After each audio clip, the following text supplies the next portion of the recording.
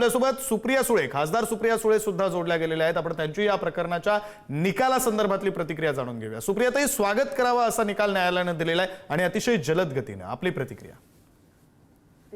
आणि मी पुण्याचे एसपी, सगळे पुणे ग्रामीणचे पोलीस आणि कोर्टाचे मनपूर्वक आभार मानते की त्यांनी आमच्या लेकीवर जी त्याची क्रूर पद्धतीने हत्या झाली तिला जो न्याय मिळालाय त्याबद्दल मी पूर्ण पोलीस यंत्रणा, पुणे ग्रामीण आणि कोर्टाचे मनपूर्वक आभार मानते।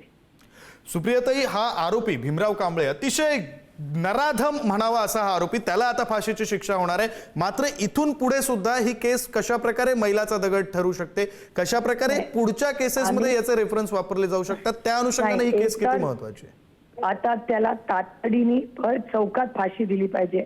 लोकांच्या मनात भीती बसली पाहिजे त्या वर्दीची की तुम्ही कुठली अशी गलिच्छ गोष्ट केली तर तुम्हाला तातडीने फाशी मिळणार।